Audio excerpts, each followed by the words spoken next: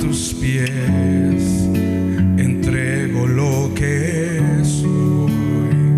Es el lugar de mi seguridad, donde nadie me puede señalar. Me perdonaste, me acercaste a tu presencia, me levantaste, hoy me postro a adorarte. No hay lugar más alto, más grande que estar a tus pies, que estar a tus pies. No hay lugar más alto, más grande que estar a tus pies, que estar a tus pies. A tus pies arde mi corazón, a tus pies entrego lo que soy. Es el lugar de mi seguridad, donde nadie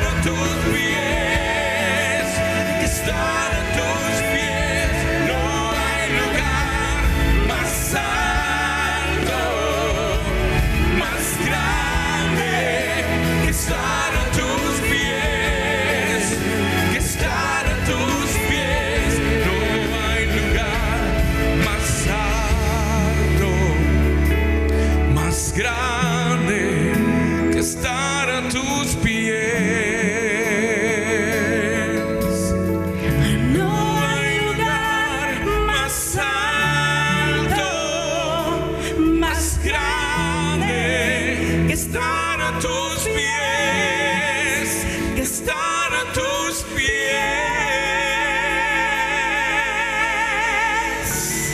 Gracias, Señor. Déselo bien fuerte, hermano. Gracias, Padre. Amén, amén, amén. Déselo fuerte esta mañana al Rey de Reyes y Señor de Señores. Buenos días, iglesia. Cristo viene. Dios te bendiga. Dios te bendiga, hermano. Tú que nos sintonizas a través de los medios de comunicación como es Visión Celestial, YouTube y Facebook Live. Que el Señor te siga bendiciendo. Es domingo por la mañana. Está frillito, pero aquí estamos dándole la honra y la gloria al que se lo merece. Dios te bendiga. Muy bien. La palabra de nuestro Dios nos dice, en el nombre de nuestro Señor Jesucristo, estoy compartiendo este tema, cómo tomar lo que nos pertenece. Si está alguien a tu lado, dile, ¿cómo tomamos lo que nos pertenece? Amén. Este es el tema. Y voy a iniciar con el versículo que se encuentra en el capítulo 16 de Mateo, versículo 13. Escritura que le di lectura la semana pasada. Y dice así: Mateo 16:13, en el nombre de Jesús. Viniendo Jesús a la región de Cesarea de Filipo, preguntó a sus discípulos, diciendo: ¿quién dicen los hombres que es el Hijo del Hombre? ¿Quién? Repita conmigo la última porción. Pregunta de Jesús, diga: ¿quién dicen los hombres que es el Hijo del Hombre? En este día, mi anhelo es que el Espíritu Santo me ayude a transmitir algunas verdades bíblicas de tal manera que nos ayuden a entrar a ese lugar que Dios tiene para su pueblo. La semana pasada compartía que algunos ejemplos que los niños de temprana edad pues logran tener las cosas que desean y acostumbrados a ellas, si alguien se las da, si sus padres o alguien se las da. Mientras que el adulto, para tomarlas, tiene que esforzarse a tomar esas cosas. Y también existe la probabilidad que alguien se las pueda dar, pero estas son muy limitadas, ya que la persona ha alcanzado una estatura donde tiene que valerse por sí mismo y poder tomar las cosas que necesita, si estas existen. Si no logran verse las cosas, es casi imposible para una persona tomar las cosas que necesita. Si no las logra ver, si no sabe que están allí, pues la posibilidad existe que a tientas logre hacerse de algunas de ellas, pero son muy limitadas. El pueblo de Dios, que conforme el Señor lo fue instruyendo, le fue ayudando a que tuviera un crecimiento y madurase, de tal manera de que pudiera alcanzar el plan, el propósito divino de nuestro Dios, el cual es bueno, pues Dios tiene esos planes para todos sus hijos. Dios le dijo al pueblo de Israel, cuando ya lo sacó del desierto, cuando ya estaba a punto de salir del desierto, lo que hemos estado compartiendo, que pasara al otro lado a tomar lo que le pertenecía, a desposeer al enemigo de lo que ya había tenido por mucho tiempo y que le pertenecía al pueblo de Dios. Amén. Pero Dios no iba a pasar al otro lado o darle estas órdenes a un pueblo de niños, ya que no los iba a confrontar a un pueblo de gigantes, ni tampoco les iba a dar esta orden a un pueblo de esclavos que están acostumbrados a ser dominados por su señor. En este caso, el pueblo de Israel estaba acostumbrado a ser dominado por el faraón, simbolismo de Satanás. El apóstol Pablo nos escribe en 1 Corintios 14:20. Después regresaremos a la escritura, que hay unas cosas muy especiales, creo yo, que usted y yo debemos de aprender. En 1 Corintios 14:20 dice: hermanos, no sean niños en el modo de pensar, sino sean niños en la malicia, pero maduros en el modo de pensar.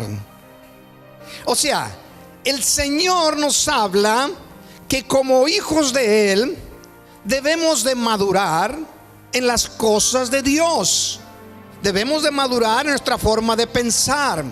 como dice en Romanos capítulo 2, que debemos transformarnos, ser transformados por la renovación de nuestro pensamiento para poder saber qué es lo bueno, agradable.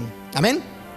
Ahora, en cuestión de malicia o de juicio, que esas cosas las practiquemos como niños, que no actuemos como jueces, que a veces no conocemos el asunto completamente.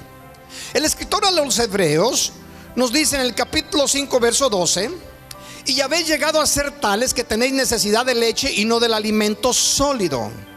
Está diciéndole al pueblo: ustedes todavía están en la condición de vivir conforme el alimento diario que yo le doy al pueblo, como se lo di en el desierto. Ustedes todavía no están preparados para desposeer a un mundo que tiene el control y ha tenido el control por mucho tiempo, pues todavía siguen siendo niños.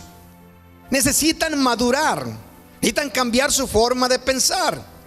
De manera que el Señor nos dice que tenemos, cuando dice están para seguir tomando este alimento de bebés, de niños, quiere decir o significa que están todavía en la posición donde van a tener que vivir conforme la ración diaria del día.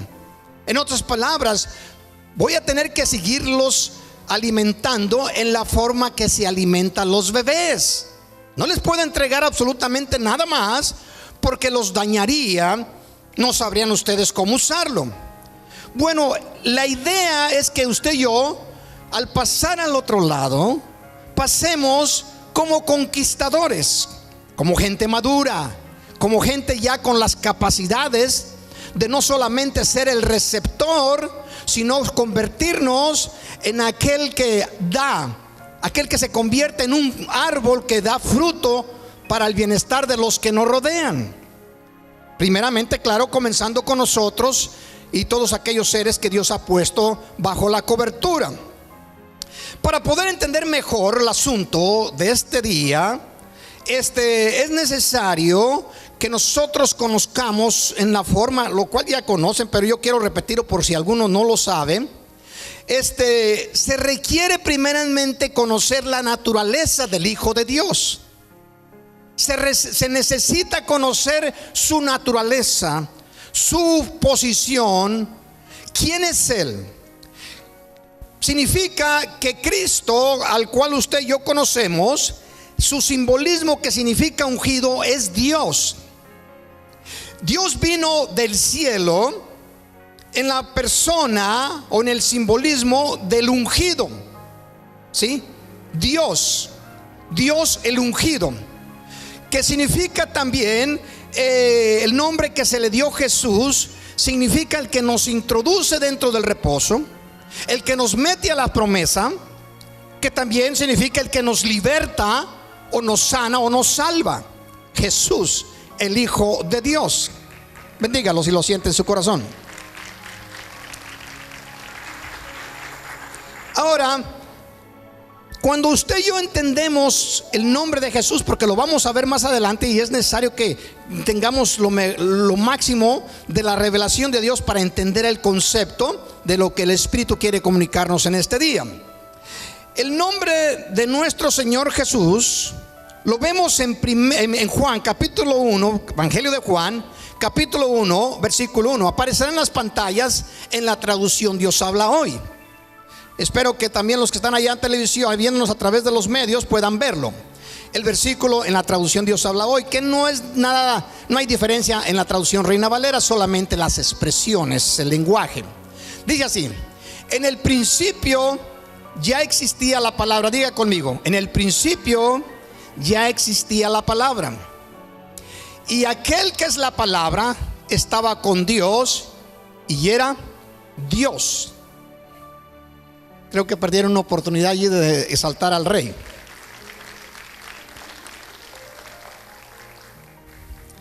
Ahora, si tenemos ese conocimiento, en el principio era la palabra, y la palabra estaba con Dios, y la palabra es Dios. En Reina Valera dice: en el principio era el verbo, la acción, el que da a la oración del lenguaje, la activa para construir o hacer las cosas. Es la que está identificando que con él se hacen las cosas, ¿sí?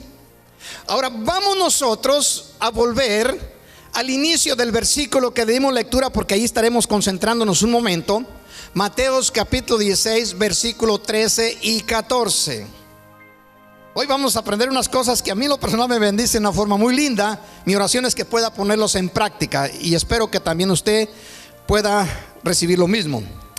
Viniendo Jesús a la región de Cesarea de Filipo, preguntó a sus discípulos diciendo: ¿quién dicen los hombres que es el Hijo del Hombre? Ellos dijeron: unos, Juan el Bautista; otros, Elías; y otros, Jeremías; o alguno de los que profetas. Vean la posición de los creyentes, porque no está hablando de la gente, no está hablando de los paganos, está hablando de la gente que conocía a Dios. ¿Qué es lo que dicen? Porque todos, al mencionar estos nombres, significa que conocían Biblia, sí, conocían la palabra de Dios. Lo primero que están manifestando, que en sus creencias existía una doctrina pagana, babilónica, del oriente. ¿Por qué? Porque al expresarlo de esta manera, están diciendo que creían en la reencarnación. Porque la Biblia, cuando dice que Juan vino en el poder del espíritu de Elías, significa que el Espíritu Santo que equipó a Elías también estaba equipando a Juan el Bautista. Pero no estaba diciendo que Juan era el Elías.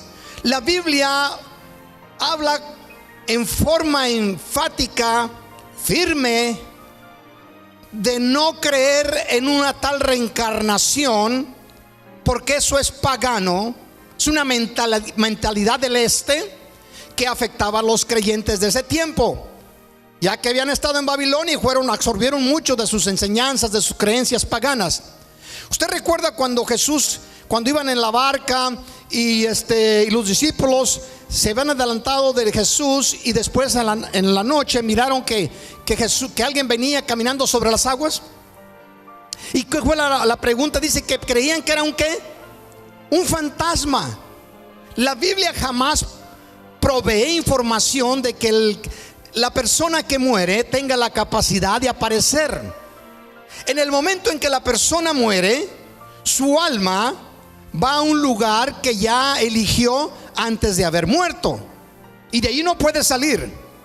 Si al infierno, ya después de Cristo; si al cielo, en aquellos tiempos era el paraíso o el seno de Abraham.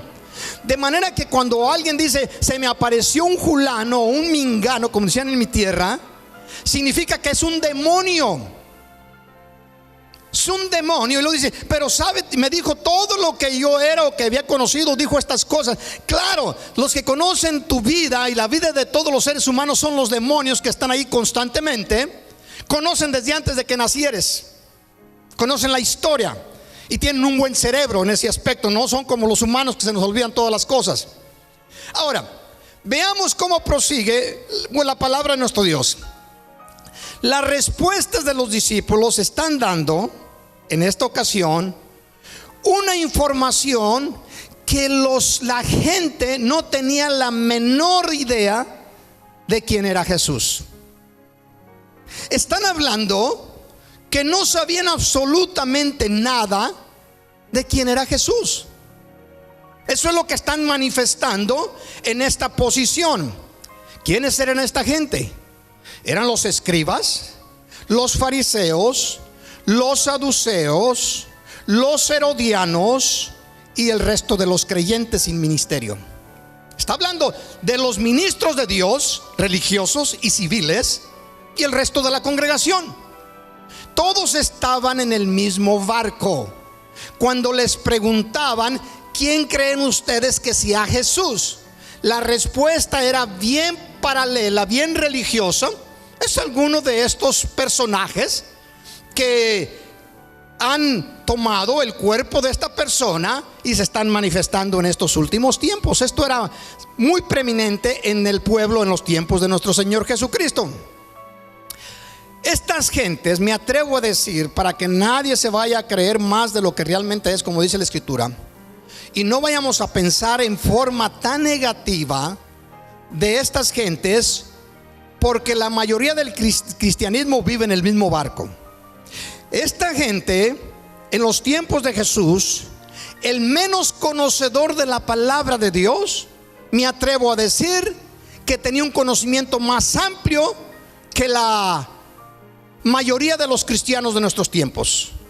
Es más, no creo que exista en estos tiempos creyente que tenga la capacidad o que tenga o retenga en su persona la información bíblica que retenían esos hombres. Aún estoy hablando de los mejores, más conocedores que existan en la tierra.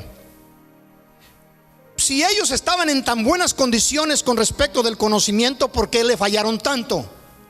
Porque no es cuestión de conocimiento, es cuestión de revelación de quién es Jesús. Nadie podía ser liberado de su posición, de sus ataduras, de la esclavitud, si no conoce el Hijo de Dios. Existe solamente un camino, una verdad y una vida, y esa se llama Jesús. Claro que en los tiempos antiguos era el Mesías, el ungido, y estaba muy constantemente se le informaba al pueblo quién sería. Vamos a proseguir para que podamos entender la idea de esta mañana. Veamos lo que nos dice Mateo capítulo 11 verso 17. Estaré estableciendo unas bases para lo último que viene, pues te debe de bendecir en una forma muy especial, lo creo de todo corazón. Capítulo 11 de Mateo, versículo 7 al versículo 11. Estaremos leyéndole un poco, o hablaremos un poco de los versículos en forma pausada. Dice así: mientras ellos se iban, la gente, comenzó Jesús a decir de Juan a la gente: ¿qué saliste a ver al desierto? Esta expresión la usa Cristo en estos versículos 3 veces en una forma u otra. ¿Qué saliste a ver al desierto? Juan el Bautista estaba predicando en el río Jordán en el desierto. Entonces Judea y Jerusalén salían a ver a este personaje que todo el mundo decía que era un profeta. ¿No sería este el Cristo? Jesús los confronta de esta manera diciendo: ¿qué saliste a ver al desierto? Para iniciar una vida victoriosa, toda persona tiene que pasar por un desierto. Pero Jesús les está diciendo: ¿qué fue lo que ustedes salieron a ver? Y luego les menciona: ¿una caña sacudida por el viento? Ustedes salieron a ver a un sistema, una persona que era controlada o motivada o movida por cualquier viento de doctrina, por cualquier espíritu. Les está diciendo el Señor: ustedes quisieron salir y tratar de manipular a esta caña, a esta vara que era constantemente bombardeada por toda clase de espíritus. ¿Qué fue lo que ustedes salieron a ver? Versículo 8: ¿o qué saliste a ver? Ahora es la pregunta. Respondan: ¿qué saliste a ver? ¿Cuál era la intención de vosotros? Y Jesús les da material para que puedan entender lo que Él está tratando de encontrar en sus corazones. A un hombre cubierto de vestiduras delicadas. He aquí los que llevan vestiduras delicadas en las casas de los reyes. Está, en otras palabras, ustedes salieron a ver a alguien que representase una religión, con su vestidura apropiada, con su forma religiosa de hablar y de expresar, de tal manera que la gente pues dice: este es un grande o una grande, vamos. Eso salieron ustedes a ver. Viene la tercera pregunta: ¿pero qué saliste a ver? Y es clave, porque para que usted y yo podamos tomar lo que Dios tiene para nosotros, necesitamos conocer qué es lo que nosotros tratamos de ver, qué es lo que andamos buscando. ¿Sí? Si lo logramos comprender, vamos a poder cruzar una de las dificultades más grandes que existe en la vida del creyente. Pero ¿qué saliste a ver? ¿A un profeta? Sí, os digo, y más que profeta. Ponga atención al verso 10 y 11. Porque este es de quien está escrito: he aquí yo envío mi mensajero delante de tu faz, delante de tu presencia, delante de tu rostro. Yo envío mi mensajero, siendo el profeta Isaías, y es lo que Cristo está diciendo, lo envío delante de ti, delante de tu faz. Va a ir preparando el camino. Si lo logra entender, se va a revolucionar en su conocimiento bíblico. ¿Por qué? Porque Juan el Bautista está representando a nada más ni menos que a todas las ordenanzas de Dios, a la ley de Dios. Déselo a nuestro Dios y lo está captando. Juan el Bautista viene representando a la ley de Dios, las ordenanzas de Dios. Y cuando logramos nosotros abrazar esta idea o esta información, ella nos va a llevar nada más ni menos que a la presencia o a la faz de Jesucristo. Nos va a poner delante de Cristo. Vamos a poder ver a Dios cara a cara, a rostro descubierto. Vamos a verle si no violamos la palabra de Dios. Déselo fuerte al Señor. Y luego dice algo muy profundo: de cierto os digo, entre los que nacen de mujeres no se ha levantado otro mayor que Juan el Bautista. ¿Por qué? Porque él es el que va ayudando al pueblo que se encuentre conmigo cara a cara. Él es el que va ayudando a la humanidad a que se encuentre con el Creador. Ahora ponga atención lo que viene, que lo puede uno malinterpretar de una forma muy sencilla. Dice así: de cierto os digo que no ha nacido entre los que nacen de mujer no se ha levantado otro mayor que Juan el Bautista. Pero, diga usted, pero el más pequeño en el reino de los cielos mayor es que él. Déselo fuerte al Señor.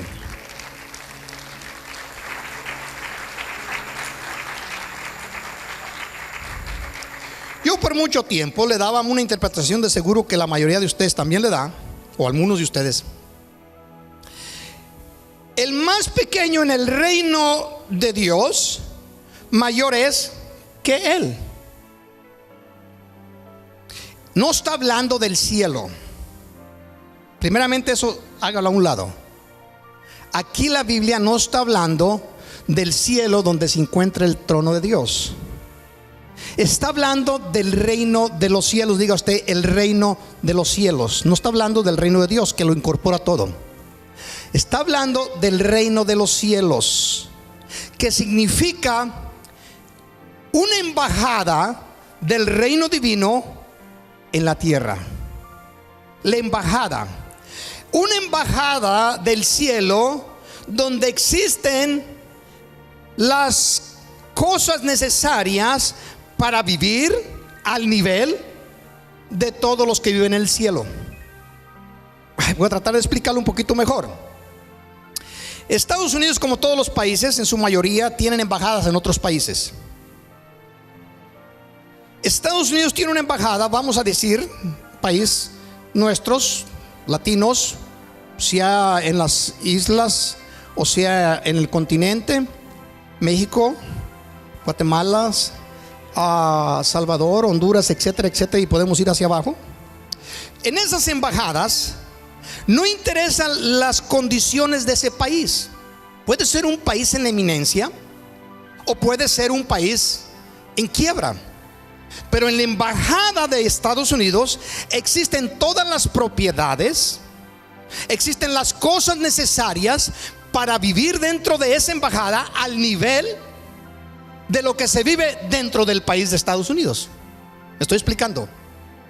quizás las cosas las traigan desde Estados Unidos o las compren allí, pero tienen esas capacidades que las personas que estén dentro de esa embajada no tengan necesidades, limitaciones, como posiblemente las tenga el país donde están ellos en ese momento estables allí. El reino de nuestro Dios tiene todas las cosas necesarias para que los creyentes vivamos en el nivel de vida en el cual se vive en el cielo.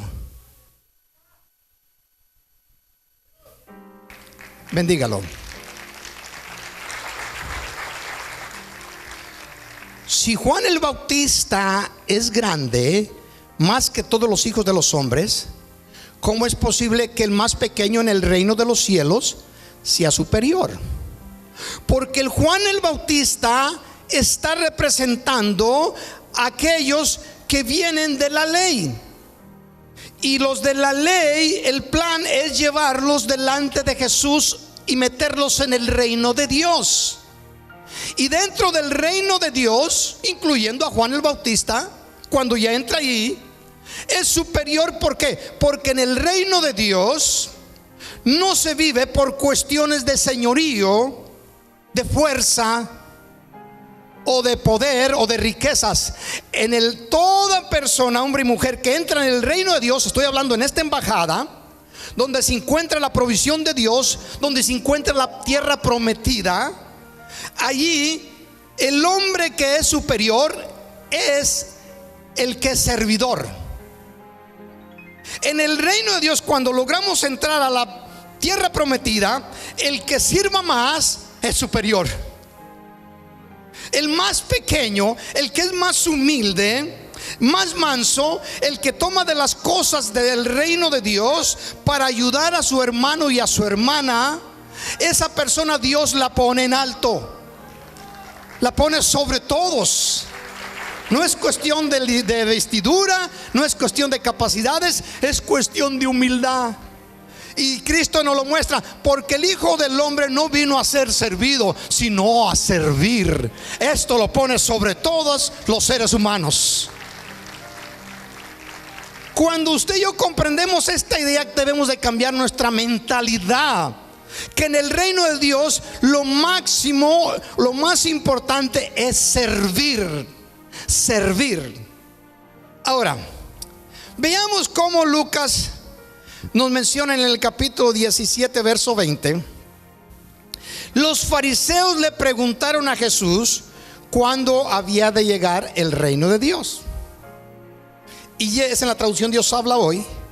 Y él les contestó: la venida del reino de Dios no es algo que todo el mundo pueda ver. El reino de Dios, donde se encuentra la tierra prometida, donde está toda la provisión para que usted y yo podamos vivir la vida abundante de la cual nos habla Cristo, no todo el mundo lo puede ver. Ouch. Y no está hablando del mundo incrédulo, como tampoco estaba hablando cuando decía que dice la gente. No está hablando de los paganos. Los paganos no conocían a Jeremías, no conocían a Elías, no conocían a Juan Bautista. Está hablando del pueblo cristiano. Y está diciendo: la venida del reino de Dios no es algo que todo el mundo puede ver. No hace a un creyente menos hijo de Dios si nunca logra entrar a la tierra prometida. Es tan hijo de Dios estando en el desierto como estando en la tierra prometida. Lo que hace la diferencia es que en el desierto solamente tiene las capacidades, la habilidad o la provisión para un día. O sea que vive de día en día. Como dicen acá en Estados Unidos, pobres hermanos viven de cheque en cheque.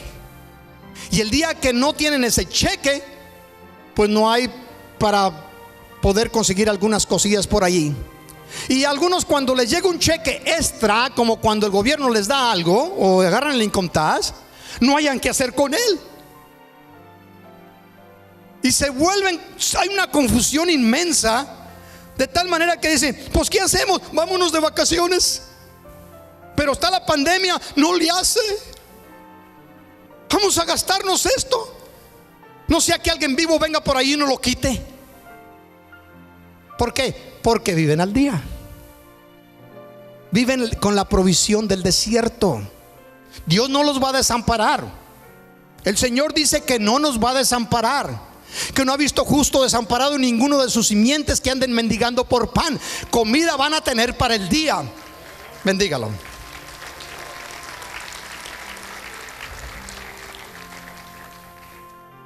Pero Dios quiere que usted y yo vivamos mejor, que nos olvidemos de la esclavitud y de la inmadurez y que caminemos adelante. Y para eso tenemos que ser transformados en nuestra forma de pensar. Sí. Ahora pongan atención a lo que viene, porque yo sé que si lo empezamos a agarrar no vamos a querernos ir de aquí, aún los que tienen compromiso. Mateos capítulo 16.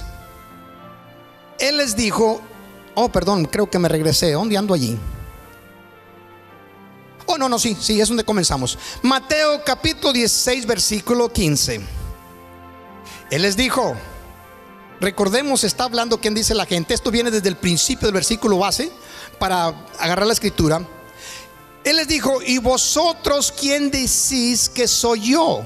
Está diciendo, ¿qué dice la gente? Pues unos dicen esto, esto y esto y esto. Y ahora ustedes, los más cercanos a mí, los que están delante de mi rostro, ¿quién dicen que soy yo? Respondiendo Simón Pedro,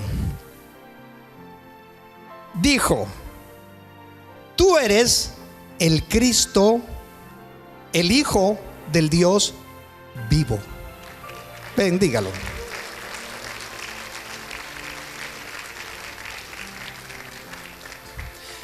Permítame, o voy a tratar de no permitirles a ustedes que pasemos esto muy a la ligera.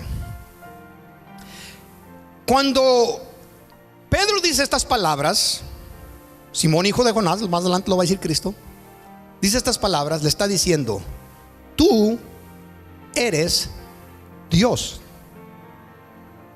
tú eres el creador, tú eres el omnipresente, tú eres el omnisciente, tú eres el omnipotente. Le está diciendo Pedro. Escuche, para que una persona tuviera ese valor de decir estos atributos o estos títulos que la Biblia describe del Creador, se requería algo muy profundo. En otras palabras, le está diciendo, tú eres mi papá, mi padre, mi papito. Le está diciendo, tú eres el que me sustentas, tú eres el que me das vida, tú eres el que controlas todo el universo. Qué revelación tuvo aquel hombre en ese momento. Los otros discípulos se quedaron con los ojos como faro de carro, y no como los carros modernos que tienen un foquito de este tamaño y alumbran más que los antiguos, como los faros de los carros antiguos, que era una lámpara de ese tamaño y alumbraba muy poco. Veamos cómo responde Jesucristo a la expresión y revelación de Pedro. Entonces respondió Jesús, bendito, bienaventurado eres Simón, hijo de Jonás. ¿Por qué Jesús usa esta expresión y lo trae de toda su genealogía para expresarle a Pedro algo? Simón significa desierto, con limitaciones, necesitado. Jonás significa paloma. Le está diciendo Jesús, tú eres a alguien que se encontraba en el desierto bajo toda clase de limitaciones, y has levantado vuelo como paloma para no solamente conquistar la tierra, sino también los aires. Es decir, pastor, nos saca todo eso. Bendígalo, bendiga a nuestro Dios. Ese es el plan de Dios para con sus hijos. Por eso les da la revelación. ¿Para qué? Para que nos levantemos de la tierra donde conquistamos y le conquistemos también los aires. ¿Quién opera en los aires? Toda clase de potestades, de principados, de gobernantes, de huestes espirituales. El Señor quiere que reinemos sobre todo lo que reina en esta tierra. Déselo a nuestro Dios. Y luego prosigue: porque no te lo reveló carne ni sangre, sino mi Padre que está en los cielos. Ahora viene el versículo 18. Y yo también te digo que tú eres Pedro. La palabra Pedro, del original del griego, Pitra, significa una de las rocas que han resbalado o deslizado de la roca gigantesca o de la montaña. La expresión es similar con la que va a decir Cristo, pero la diferencia está en el tamaño. Una es el fundamento, otras son las que edifican una nueva construcción. Le está diciendo: y yo te digo que tú eres Pitra, Pedro, piedra o roca, pero es un tamaño diferente. Yo lo entendía muy bien por la expresión Pitra, Petra. Ahora va a decir: y sobre esta roca, Petra, la roca madre, por decir así, de la montaña, dice: edificaré mi iglesia. Mi iglesia va a ser edificada en la roca que soy yo, y todas las rocas de tu posición van a construir el edificio que yo establezco en la tierra. Pero va más allá de una simple expresión de ciertas cosas como roca o roquita, lo que queramos decirle. Unos dicen pebos, que significa una piedrita chiquita, pero la expresión es también roca, la de Pedro. Dicen: edificaré mi iglesia y las puertas del Hades no prevalecerán contra ella. Ponga atención, déselo fuerte a nuestro Dios. Déselo fuerte,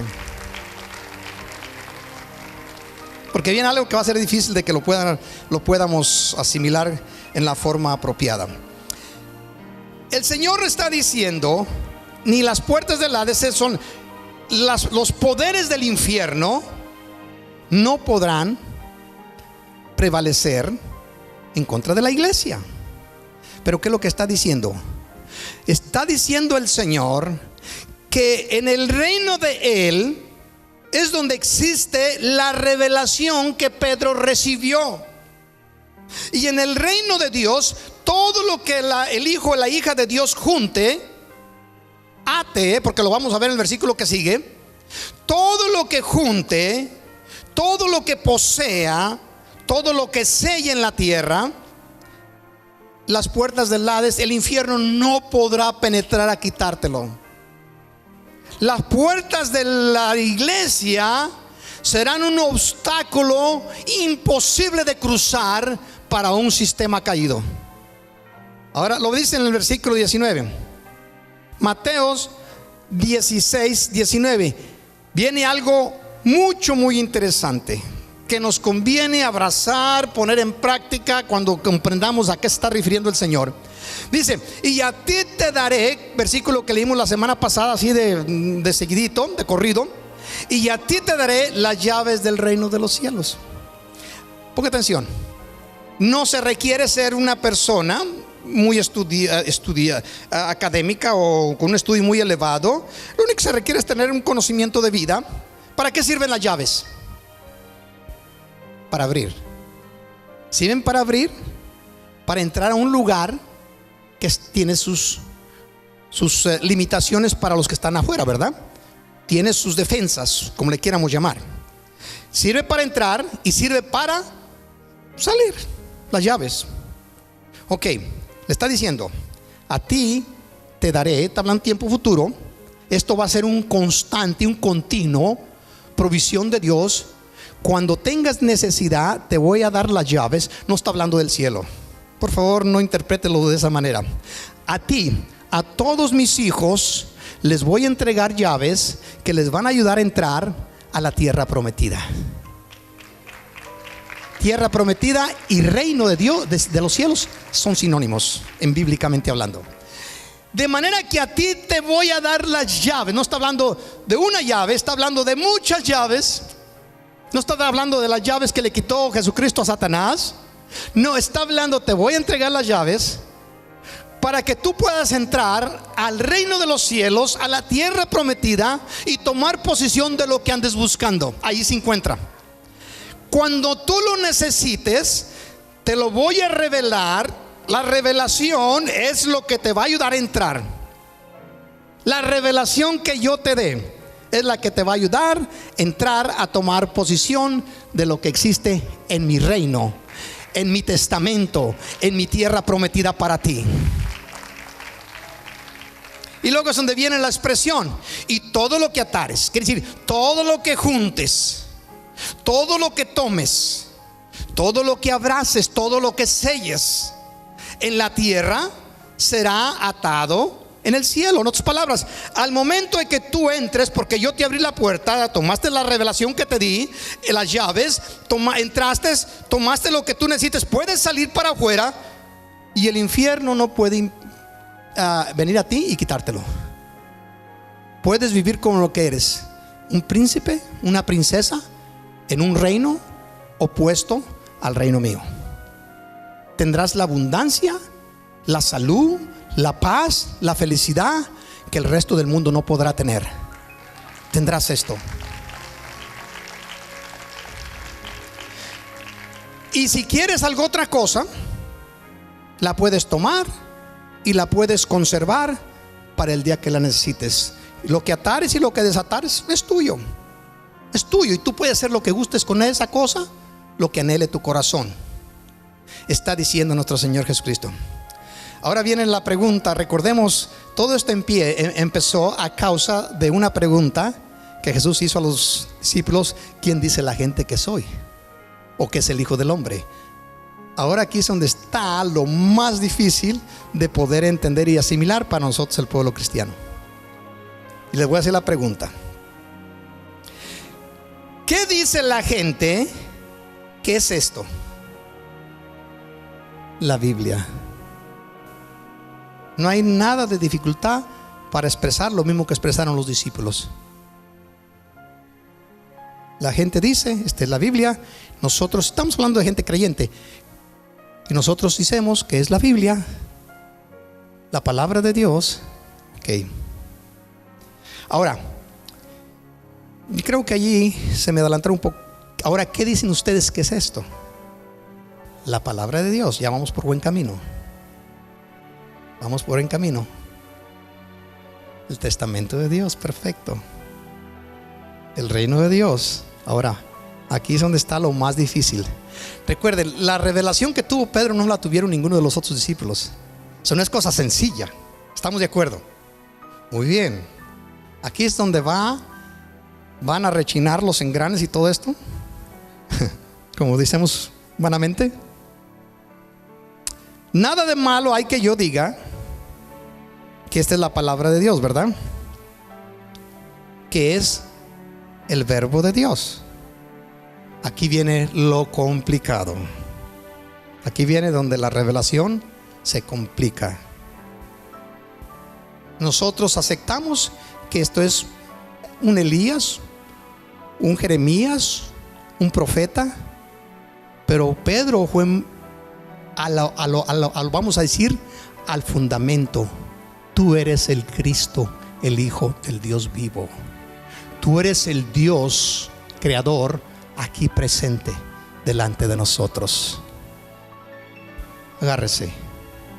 Usted y yo siempre entendemos y reconocemos que la Biblia, la Santa Biblia, como es comúnmente conocida, es la palabra de Dios. En el Juan capítulo 1, versículo 1, dice que el verbo se hizo carne y anduvo entre nosotros. Se hizo literal, se hizo físico.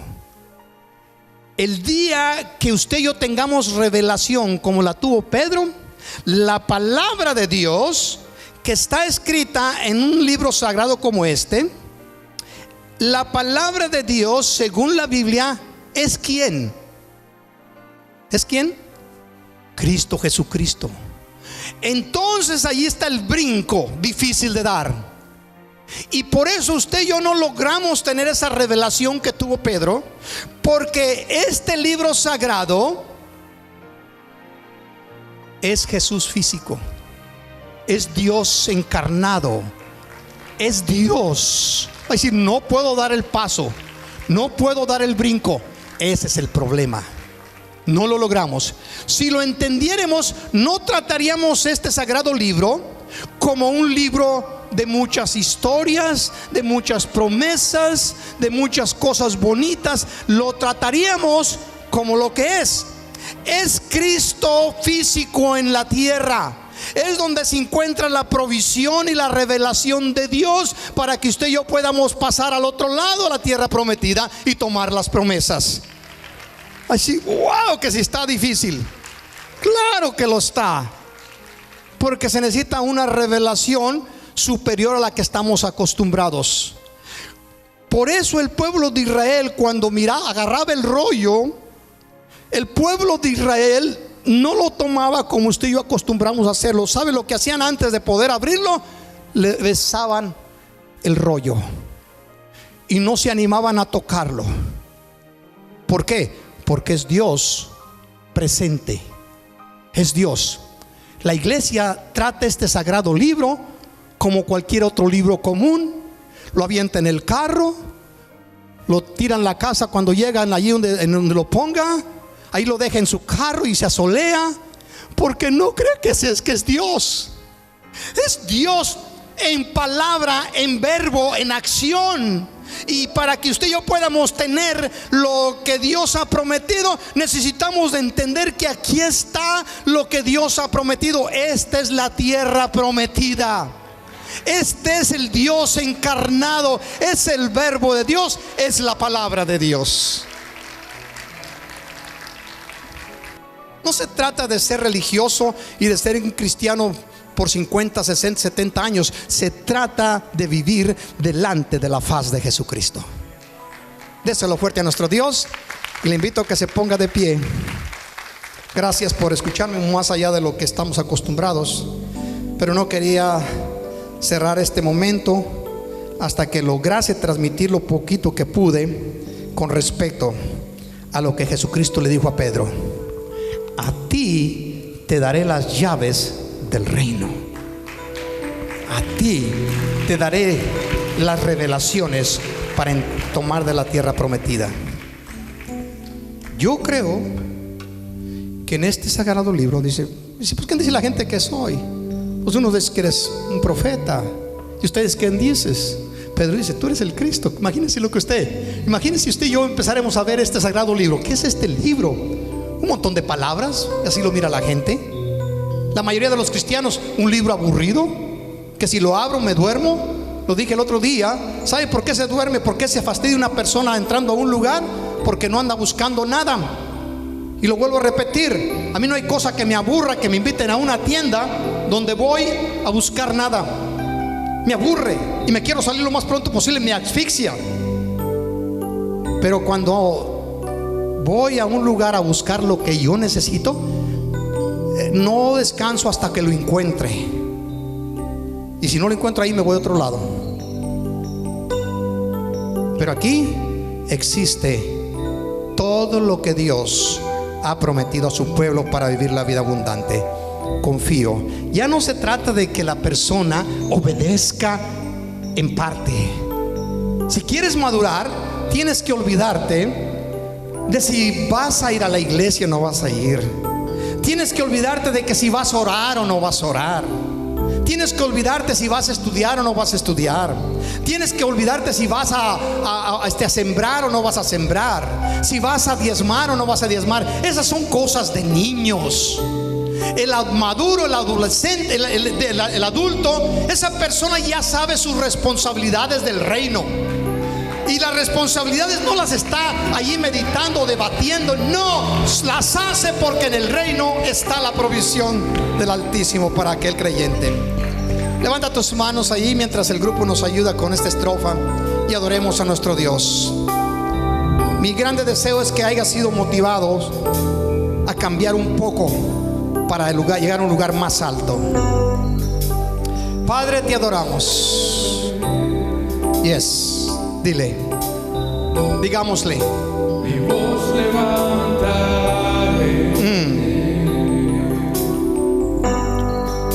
Te busco confiando que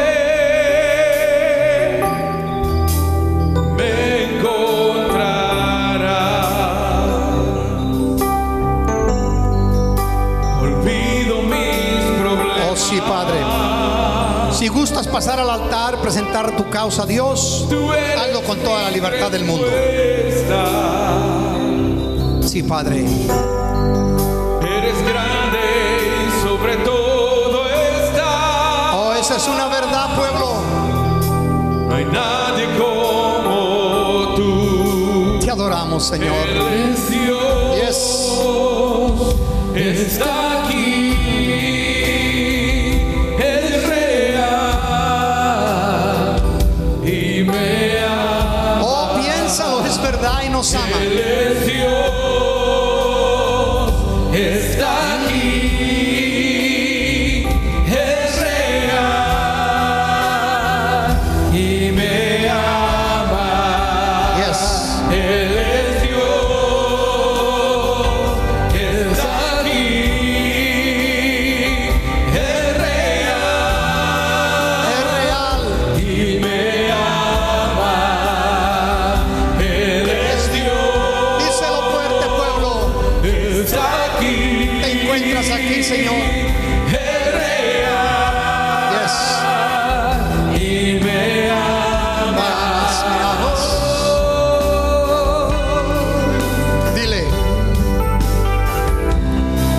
Te adoramos, Señor. Mi voz levantaré. Gracias, gracias, Padre. Te busco confiando que me encontrarás.